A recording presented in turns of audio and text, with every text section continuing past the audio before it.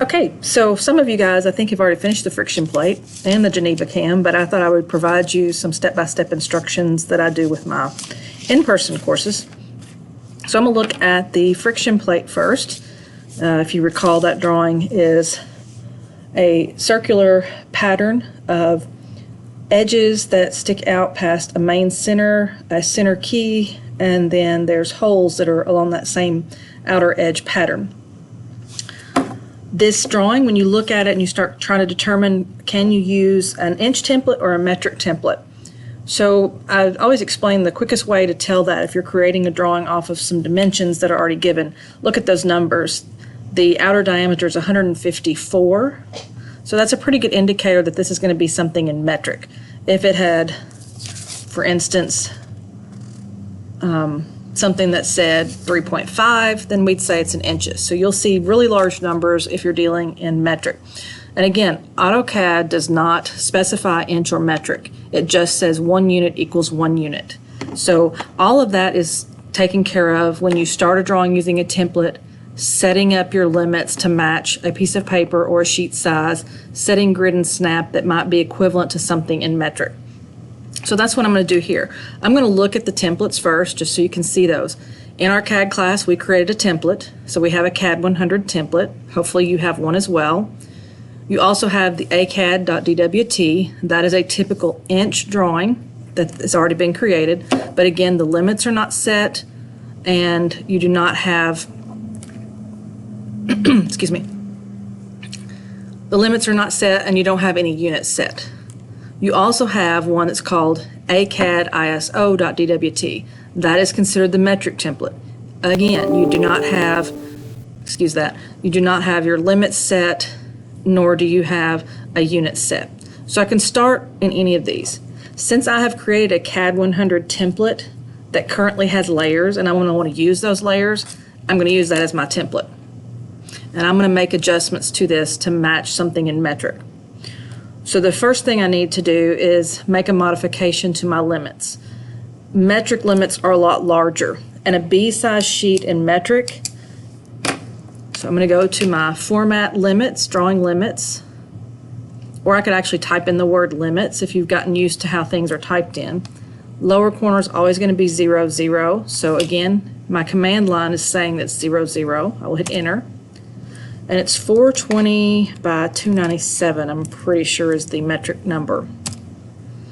Now, my grid is too small to see. This rectangle is not going to help either because it matches a B-size sheet in inches. So I'm going to delete that. So I'm going to go over to my grid and snap setting mode. And I'm going to change these to a lot larger numbers. So my grid spacing, I'm going to go ahead and put it to like 10. And then I might put my grid to half of that. Or my snap to half of that. And I don't want, here's another thing, if you've not done this before, I do not want the grid to display beyond my limits. That's how I know that I'm actually in the limit space, and your limits, when you put those in, are actually equivalent to an actual sheet size. So that sheet size, B size, was a 420 by 297. You can find those in your textbook. Excuse me for just a second, I'm going to pull up my textbook.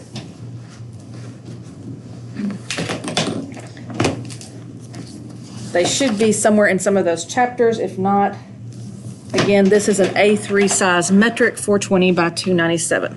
Once I have changed that grid and snap, I'm going to do a zoom all. Now it looks very similar to if I had started in inches. But again, AutoCAD doesn't know one unit from another. It just knows 1 equals 1. So it could be 1 inch, 1 millimeter, 1 centimeter, 1 kilometer. It has no idea. The only time it knows the difference is if you're dealing in feet, because you have to actually change that you have feet and inches, which are equivalent to each other. So you have 12 inches equals 1 foot. So you have to put the symbol with that. And I lied, I do not have layers with this template. So I'm going to have to create a layer. I do want to have a layer for my object and my center line. So I'm going to go ahead and create a layer. If you've not started this lesson yet, on your home tool palette, you go to Layer Properties and you select that, and it will bring out this box. Across the top here in the center, you have where you can create a new layer. It's going to automatically add one. It's already highlighted, so it's waiting for me to type in what I want the layer name to be. I'm going to do another one, and I'm going to call it the layer that I want it to be. Come over here to the side, just really briefly. You can change the colors and the line types. So if I want my center line to be different, I click on the color along the row to the layer that I'm relating it to, and I can choose a different color. Again, on that same row, I'm going to go to line type. There's not any line types already here, so I must load them. And I want to load something that is metric pattern, so that's these ISOs. If it's not metric, it's just called center, dash, and so forth. So I'm looking for long and short dashes. That's my center line. And now I've created a layer. I'm going to make that current by double-clicking here at the end, or when it's highlighted, go back to the top where the check mark is, set that to current. This is your delete option. Currently, I cannot delete any because I just created them. You cannot delete the zero layer. So just so you know, zero is always a default layer in AutoCAD, and there's nothing really you can do with that. You'll just leave it.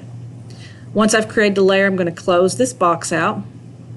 You'll notice that my layer area changed. Now it says that it's center, and I can drop down and see that I have multiple options.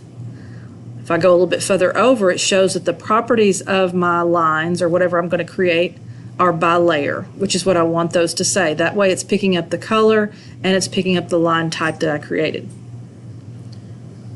All right, so you don't necessarily have to draw the lines first. I did this by drawing the circles first in my other drawing. But right now I'm going to go ahead and off the center of my page, I'm going to draw a center line that goes horizontally, and I'm going to draw a center line vertically. And then I'm going to show you, I'm just going to get rid of that grid and snap. Whoops, I want it to be a vertical line, straight up and down.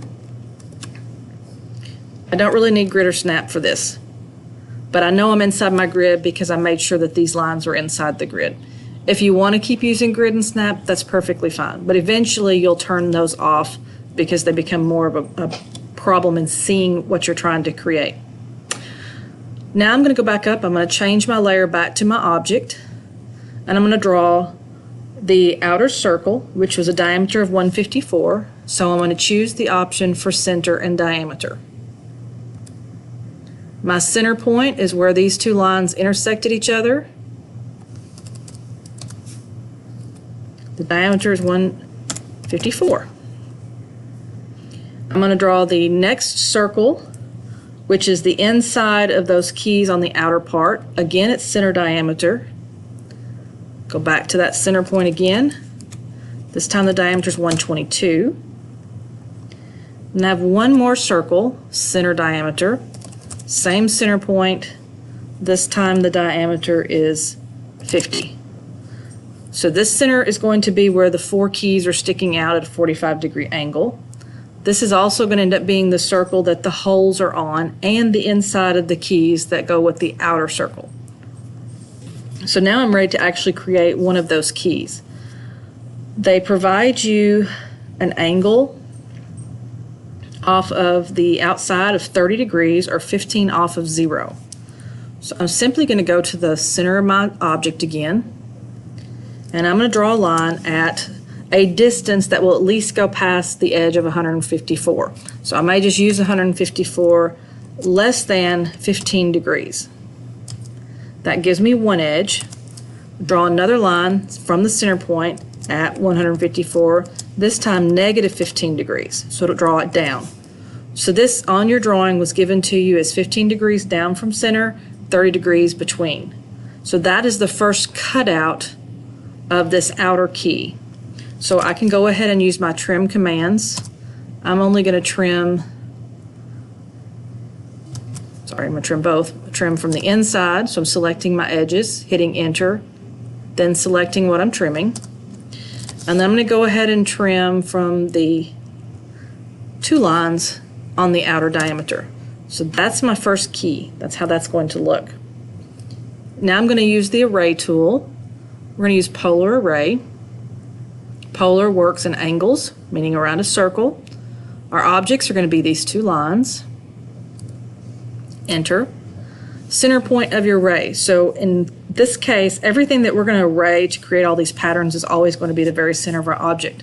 So I'm going to go back to the very center of my object. That's the center point of my array. When your array comes up, it changes your entire screen at the top. We know how many items we need. So there should be 1, 2, 3, 4 of these cuts. Do not hit enter because that means it's going to take what you've already got in there. So what I do is I can click into one of the other boxes on the screen and it'll update the preview.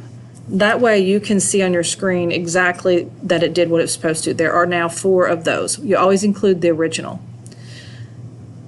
You have them rotating as they go, but I don't have them associative. What that means is it puts them all together as a group. So if I came back to try to select one line, it would select all 8 of the lines that we've copied and arrayed.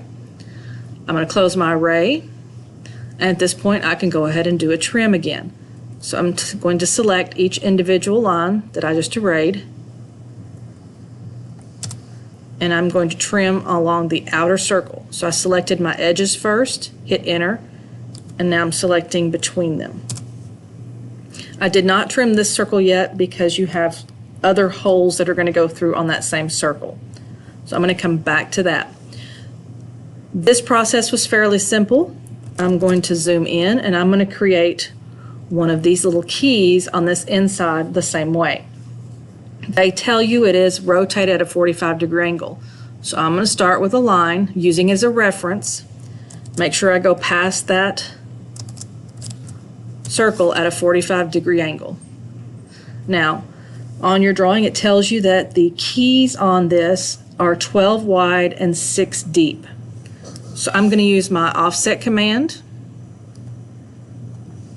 12 divided by 2 is 6. So that's going to be my offset distance.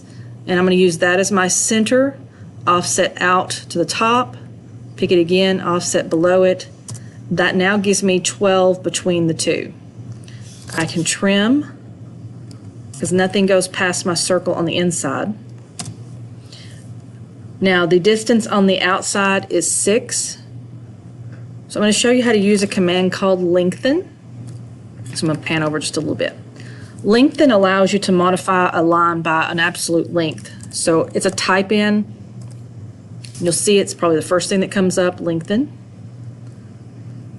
Along your command line you have to read what your options are. In this particular case I'm going to use total because I know it needs to be 6 units in length. So I'm going to select on total. I'm going to put in the length of 6, hit enter, and now I'm going to select on the end of the line opposite of where I want it to be lengthened to. So I don't want it to lengthen out there. I want it to lengthen it back towards the center. So pick it on the outer edge. I'm going to do the same thing with the other. Then I'm going to draw a straight line that connects those two. And that is the first keyway. Now I'm going to go ahead and do a polar array. Then I will come back and trim. I'm no longer going to need this line for this drawing, so I'm going to delete it. Polar array is going to work the same as we did a few seconds ago. So we're going to pick the 2 outer lines and the one that creates the outer edge of the key. Your base point again is mid center of all the circles. Modify that you need only 4 of these to go around the circle, so full 360. So again, I don't enter, I hit the space bar or tab over to one of these blocks. I don't want them associative, that way I can trim between them. If the preview looks correct, hit close array. Now I'm going to use my trim tool and I'm going to select all 4 of the edges of each key. Then I'm going to hit enter. Now I'm going to select the inside circle between those edges so that it leaves the keys open. The last part of this drawing is the circles, and you can draw them and array them as well. So I will pan over, and it shows that my first circle, I'm going to go to the center line layer, my first circle off of the center is 30 degrees off of 90 or 60 degrees. So I just drew a line any length at a 60-degree angle. Where it crosses the diameter 122 circle that we drew at the beginning, that's where that circle's center is going to be. This line eventually will turn into a center line, and it's called a bolt circle. So when you have a pattern of holes that are identified by centers around another diameter circle, that is called a bolt circle. On your drawing, sometimes it will actually say BC, sometimes it will actually say bolt circle. This one didn't say that at all, it just said there's 12 holes. So we're going to go ahead and draw our first circle beyond my object layer. That is going to be the intersection or center point for the first circle. The diameter is 12. There's one. The next one is another 30 degrees past that, so I can draw again another reference line from the center. And I can draw another circle where that center line intersects. Same diameter. Sometimes I'm not typing in anything. I know you can't see my hands because I'm moving them back and forth to my keyboard. If you just created a circle that's a center diameter, you can hit enter and it'll bring the command back up. If the radius is the same, you can hit enter. You don't have to keep typing in the command each time. Now that I have these two, I'm going to do a polar array instead of drawing more circles. Select those as my objects. Select my main center point, again the main center of the entire object. And this time again we still only need 4 of these in the array. So again I'm just going to click in another box so I can see that that preview is correct. I'm going to close the array. I'm going to zoom out. And the last piece of this, since I'm not asking you to have center lines at this point, I'm going to delete those. I'm going to use my trim command and I'm going to go back and select these outer lines.